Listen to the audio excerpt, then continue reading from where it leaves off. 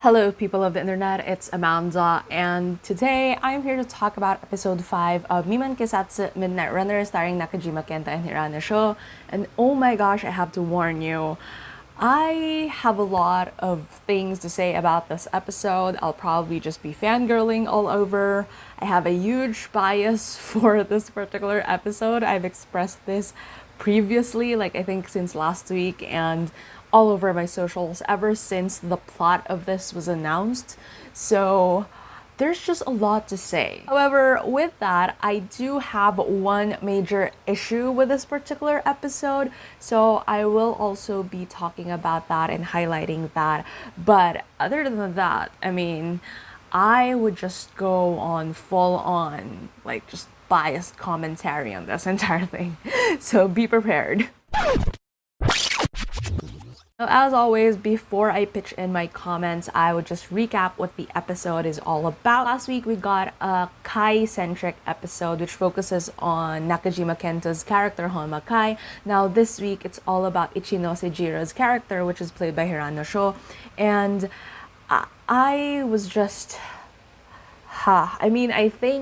I think based on what I saw on Twitter, Japan, and other people who've seen this episode last night would agree with me.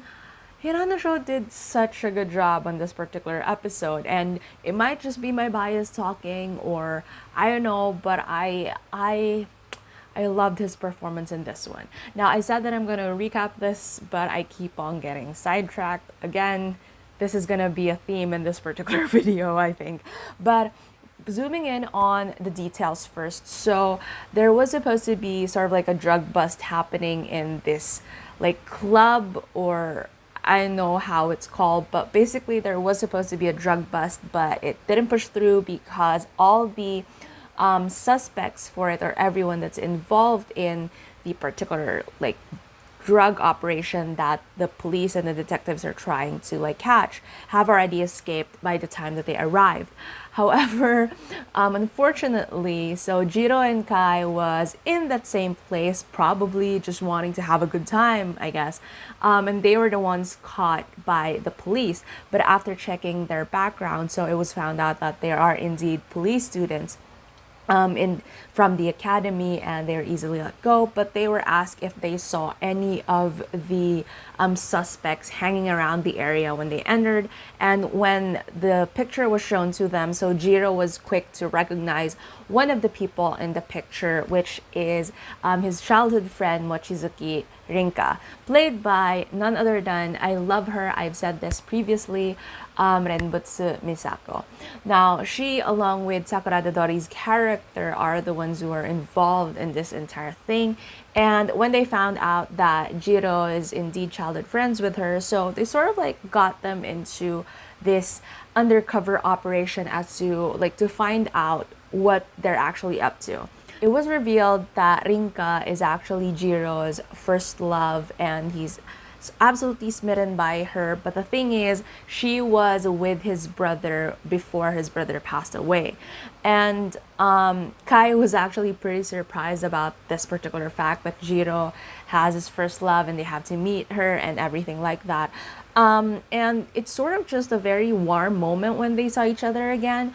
But again, he's trying to find out, what she's doing. He's asking her about this work that she's doing, just to really get information from her. Thankfully, Kai was there because Jiro was definitely getting sidetracked. But the thing is, they eventually convinced her to allow them to, have a job. And she gives them a task, and then eventually, they suspected that they're going to be delivering drugs as well. But when they inspected the bags that were given to them, they were actually like just baby products with baby formula and everything like that. And when they brought it to the supposed apartment where they were supposed to deliver the package, they found out that it was Rinka's apartment and that she was pregnant. Now, she kept on denying that the baby is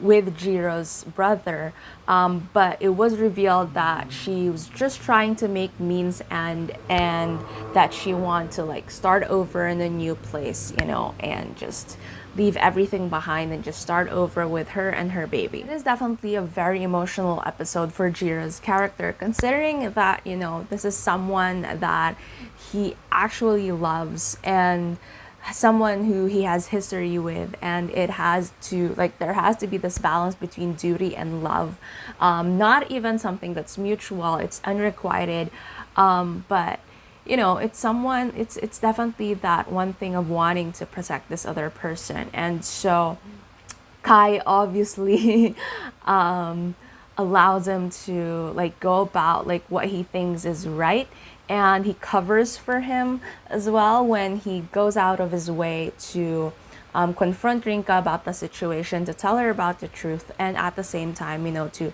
help her just leave everything behind. And however, in the middle of their conversation, here comes the bad guys, and it was revealed that, you know, people who are behind this entire operation, like they take care of the ones that they get to work with after everything. Because obviously, I mean, even in real life, that's just how it is with syndicates or with people in power trying to control like smaller players into the picture, where once they're done, just to make sure that no one blows the whistle or anything like that, you have to be taken care of. And that's basically what they're trying to do to Rinka now. And thankfully Jiro is there to protect her, and it was just a very like cool moment, you know. And they started hiding, and again Rinka reveals that, you know, this was going to be her last. She was just gonna get the money and then run away and just, you know, disappear where she can have a reset and stuff like that. And then Sakurada Dori's character comes in. She says that, you know, he's someone that she could trust, and they're gonna do the exchange deal in a different location that one was what was planned, and they go about it. But Jiro just couldn't leave her by herself, and so he tags along with her. And then it was revealed that Sakurada Dori's character was just betraying Rinka because he knows that he wants to like jet off after this one, and all hell breaks loose basically. So it was also revealed that the detective that was trying to do the entire drug bust, it was also in on the entire thing. And it was kind of cool because Jiro was always portrayed as not the one who's the brainy character, like he's not really the one who's doing the profiling, that's more of Kai's thing. But for this particular one, it was revealed that he was actually paying attention to what was happening around him, and he was able to deduce what the plans are for like Dori's character, and at the same time like the detective, like he already has all these insights, but he still went ahead to go with Rinka into the shady warehouse because he wants to protect her.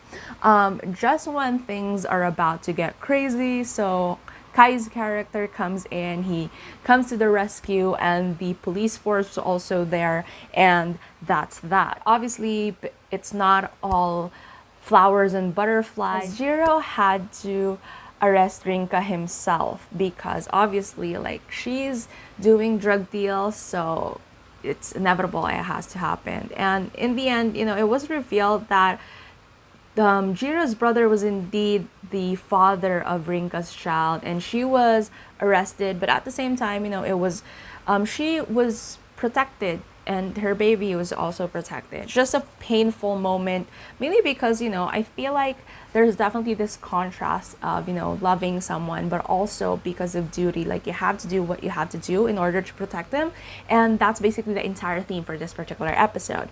Now, with that said, one particular thing that I am so confused about and am so weirded out about this particular episode, and I know that it was supposed to add more dramatic elements to it, but it's just a lapse, I think, on the scriptwriter and the director's part. There's a weird thing happening in the timeline because obviously it was revealed in the end that yes, so Jiro's brother is actually the father of Rinka's baby, but it seems like, I don't know, was it Christmas time or something like that? And even if we look back, like Jiro said in episode 1 that his brother died a year ago, but then Rinka is still not do. Or like even if we count that, I mean 9 months, so that's still not a year. So there's definitely a lapse in terms of the timeline happening, unless they mean that they were supposed to make it seem like last year, he means last year, but it was very clear in episode 1 when he said that his brothers died over a year ago. So there's definitely a disconnect there. That's one of my biggest issues with this particular episode, but I feel like that's the only issue that I have. But again, it's such a very it's such a like it's a detail that's very important to this entire narrative. But anyway, I told myself I was willing to give it a pass because number one, again, Hirano did a really good job in this particular episode. I mean, the changes in his facial expressions. I know that I know that he was a newcomer back when he was in Shark, then Hana no Chihare. But even then, like, I was pretty impressed with his acting. But for this one, he definitely did justice to just the comedic aspect of it, the emotional parts of it, and even the action parts in this episode. And I know that it just might be my bias talking. I keep on saying this, but I absolutely love how he performed for this one. And this is like just outside of just me talking about the episode, but he looked incredibly good in this one. He's obviously a great looking guy, even just on a normal basis. No, I'm just blown away by his visuals in this particular episode. But outside of that, I really, really loved how this episode turned out. Like in the end when he was crying, I love how he wasn't even trying to be pretty. He just bawled out in the end, like after everything that has happened.